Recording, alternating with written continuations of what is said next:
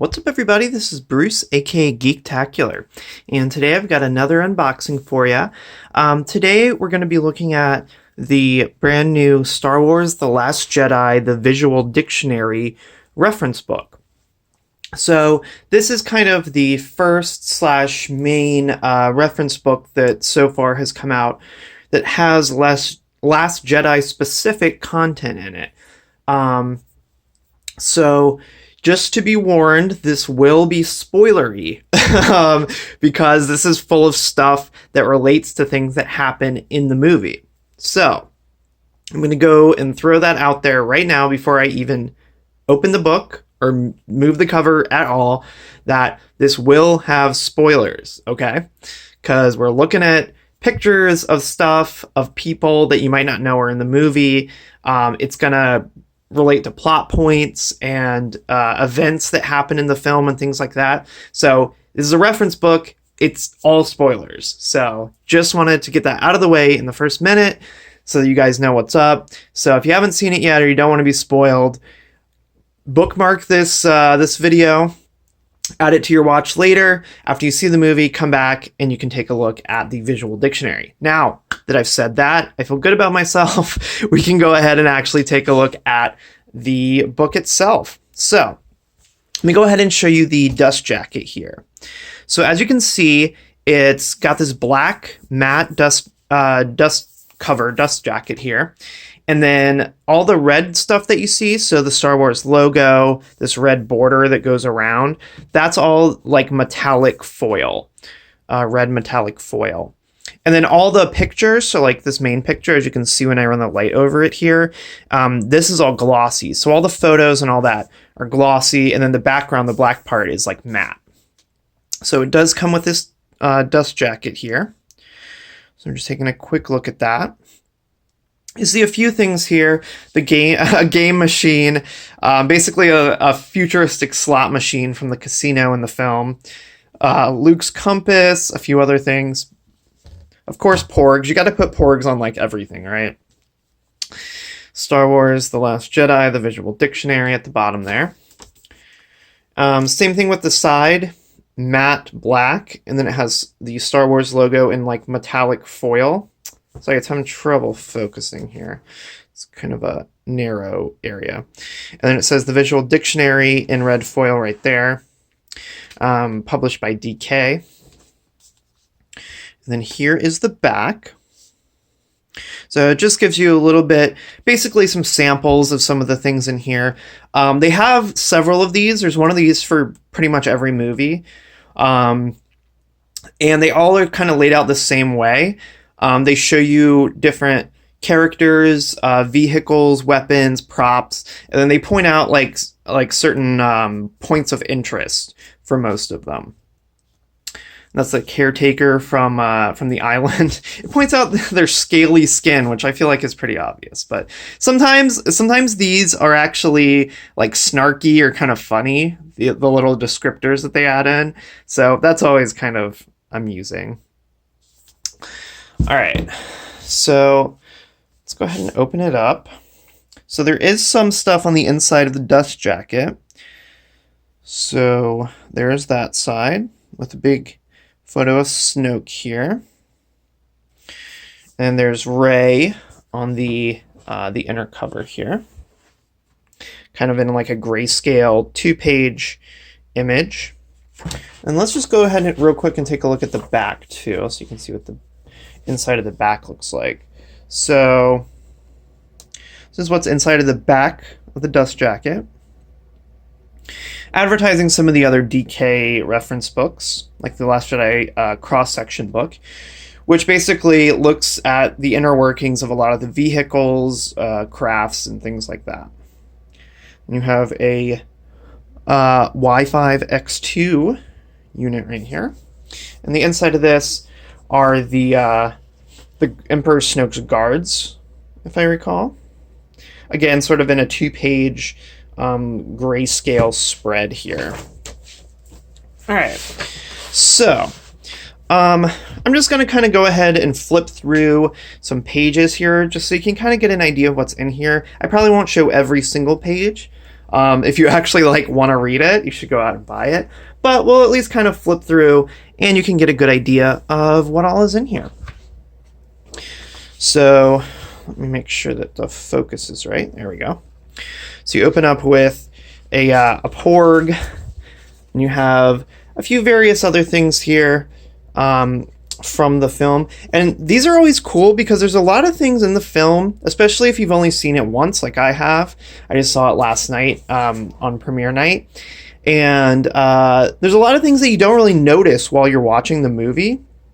So it's kind of cool to see stuff in here that you're like, oh yeah, I remember seeing that, but I had no idea what that was, or something that you noticed, but you didn't know what it was, or you didn't think it was important, or it held any kind of value or importance, and then you read about it in here, and you're like, wow, man, that's actually really cool.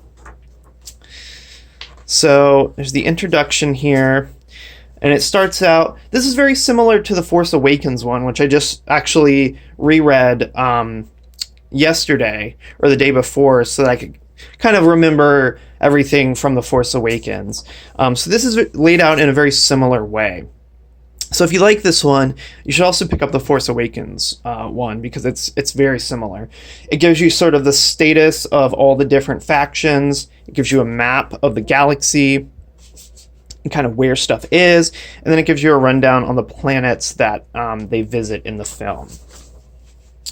So there's a 2-page here about the Resistance fleet, points out some of their ships. These are their bombing ships that you see in the movie.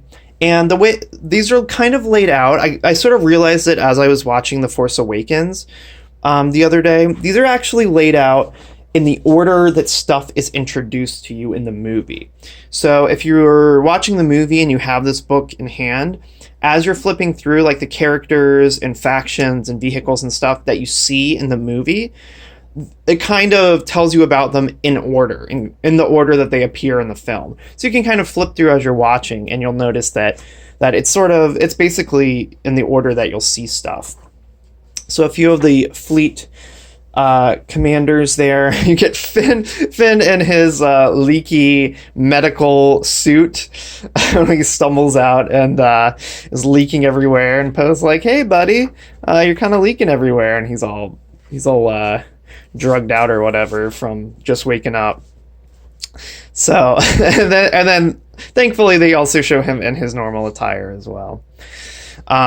And the other thing that's cool about this is not only do they show the characters, but they also show a lot of like the tertiary props. So they give you like a close-up of his blaster pistol, and it points out certain parts of it, like the reactant gas port cap on the back, the power cartridge.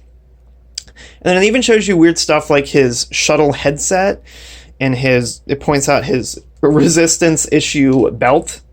So yeah, it's kind of cool. It points out a lot of weird things that you probably wouldn't see otherwise. So we got some Leia, some C-3PO here. I wonder if it talks about his arm. Because his arm, well, I guess his arm gets fixed at the end of The Force Awakens, so they probably don't mention it in this one. But if you remember, he had a red arm in The Force Awakens, and at the very end, when they're watching the Millennium Falcon fly towards Luke, like at the very end of the movie, he has a gold arm again. So they actually do fix that. So here's a 2-page on Poe. Get some close-ups of Poe's ship. Points out a few things about that. But again, if you are really into the vehicles, the cross-section book is really cool because they actually kind of split these vehicles in half and kind of show you like the insides, like how they work and stuff like that. So it's pretty cool. You get to see his ring and necklace. Poe wears the wedding ring of his late mother, Shara Bay, on a necklace, waiting to share it someday with the right partner. See, I had no idea. It didn't even occur to me that he wore his mother's wedding ring as a necklace. That stuff, weird, little stuff like that, really kind of like adds to the lore of the characters and your understanding of them. So next time you see Poe, especially in The Last Jedi, you can think to yourself, man, you might notice his necklace that he's wearing, and you're like, whoa, that's his mom's wedding ring. He's just waiting to find a lady or a man. So yeah, it's pretty cool. Resistance droids, some different BB units. You actually do see at least the BB-4, I think. I don't know if you see the 2 BB-2. Maybe you do. There's a lot of random droids floating around. So I think anything that you see in this book will be stuff that appeared in the movie. I don't think they include anything that is literally not in the film. So you get a closer look at these resistance bombs here. So that's a very kind of iconic scene in the movie, where they're trying to launch the bombs, but the trigger for the bomb hatch gets stuck, and then Paige has to locate it, but she does successfully, but it does not end well for her. You get a closer look at some of the Resistance starfighters, and this is also why I like these books, is because you see like various fighters and all kinds of people around, but they're never really called out by name. They might have 1 or 2 speaking lines, but nobody ever says their name or tells you anything about them, or you never really learn anything about them. So in this book, not only do you get close-ups of like their uniforms and things like that, but you learn their names, you learn what they're about, and it has usually at least like a paragraph of text for each one. So General Hux, Kylo Ren's got a 2-page with his smashed up helmet there. First Order Fleet, the Supremacy, which is Snoke's ship, I believe. I don't know if they mentioned that the name of his ship in the movie was the Supremacy. I don't recall. Everything in here also, as far as I know, is canon.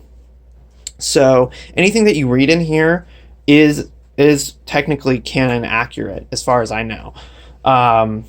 So yeah, I guess his ship is named the Supremacy. I don't know if I missed that or they just didn't mention it in the film. They always kind of call it Snoke's ship. Like at one point Poe's like, oh man, that's Snoke's ship. Like, what is that doing here? So I don't know if they ever refer to it as the Supremacy. And like these are cool. Like this attendant, you see him in Snoke's chamber, but you don't really get a good look at him. I don't think he's involved in the battle, unless I'm mistaken. And you kind of just see his like eyes glowing off to the side. You do see these guys, obviously. They have a big fight. And as I was watching it, I was like, what are these like weird weapons that they have? And this actually goes through the weapons and tells you what's what, things like that. Rose, one of my favorite new characters. She's freaking awesome. Her and Finn together are just an awesome team. Vice Admiral Holdo is here, and then some of the other guards and stuff like that are around after she kind of takes command. You get a full map of the Temple Island with all the different points of interest pointed out here. Get some Porg info. You see a little baby, little tiny baby Porgs. Info about the caretakers and things like that. Some info on Luke's hut. Luke actually gets a couple pages here. So kind of an intro to Luke, and then I guess some more information about Luke and his Jedi roots. And you get some Rey info. More info about the caretakers. Some of these also, like this Chewbacca one, are 2-page spreads, but they're vertical, sort of horizontal. So you can look at them like that. And I guess he's so tall that they decided they would do a vertical 2-page, which is pretty cool. So there's usually 1 or 2 like that in every book. Canto Bight, which is where the alien yuppies hang out at their casino and torture animals for their enjoyment. There is Canto Bight Police, so these are the guys who are chasing Rose and Finn. You get some more detailed info about the casino, including the slot machine things that they were using, the different coins that they had, the dice and stuff like that you see in some of the games. You get to see this guy, the master code breaker that they're trying to find, and they do eventually find him, but do not secure his services. But I think he maybe only has like one line in the whole movie, and it's pretty funny. And then you get to see some close-ups of some other people that you see in the casino. So yeah, these are the animals that they're like torturing on Canto Bight that Rose and Finn eventually set free because they're awesome. This is DJ. I actually didn't know what his name was. I guess they call him DJ because he tells them don't join. Like, don't join the military, don't join the army.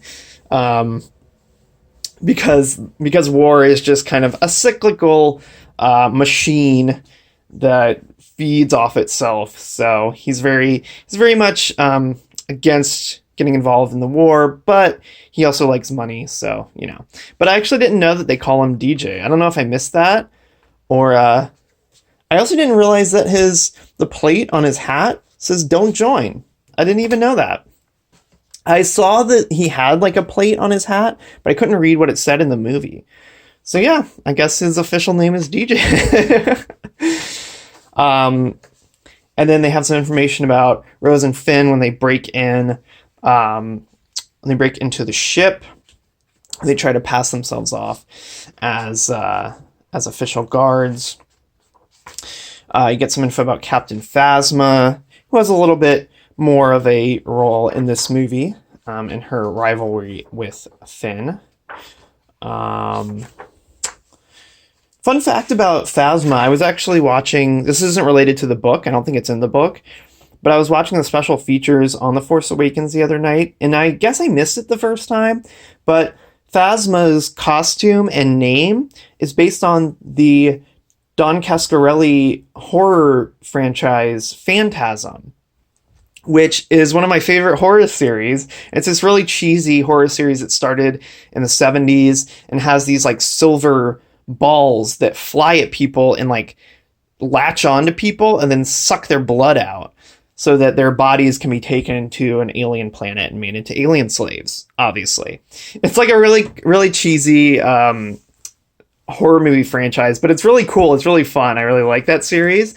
And J.J. Abrams said that he loved those movies, and so he designed this to be like silver and chrome and round, kind of like the Phantasm balls, and they named her Phasma because it kind of sounded like Phantasm. So yeah, fun fact. Not at all related to the book, but just kind of a little bit of trivia for you. Stormtroopers. You get a close-up of the uniforms. I think these are basically the same as the ones from The Force Awakens, except you get kind of new versions of it. So this is the Executioner Trooper, whose job it is to basically just cut people's heads off. So he basically looks the same, just slightly less stuff and kind of a two-tone helmet. Crait, that is where they go. That's where they go to escape the First Order, who is chasing them. At the time, they have an old base there that they hunker down in, hopefully staying safe for a while from the First Order, although that does not quite work out. But it does show you the Vulptex, which I guess is the name of those little ice fox things. So yeah, information about all those creatures that you end up seeing in the film. And then these show all the vehicles that they used during the invasion of the base on Crait. And you see the Resistance fighters that fight back when the First Order is trying to break in to their base. And that's basically it. It gives you some information here at the very end about the ski speeders in the very final scene, the very final fight, that Finn and Rose are flying in when Rose saves Finn from destruction.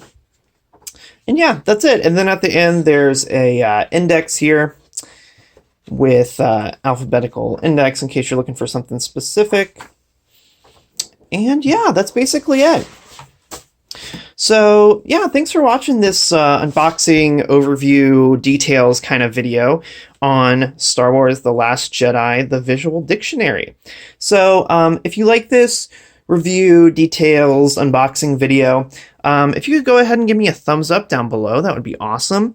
And if you like these kinds of videos, if you like Star Wars stuff, Star Trek, sci-fi, fantasy, if you like just movies, video games, anime, kaiju movies, anything like that in general, horror movies, collectibles, go ahead and click subscribe down below, and also be sure to hit that notification bell down below, so that way you won't miss any of my future content.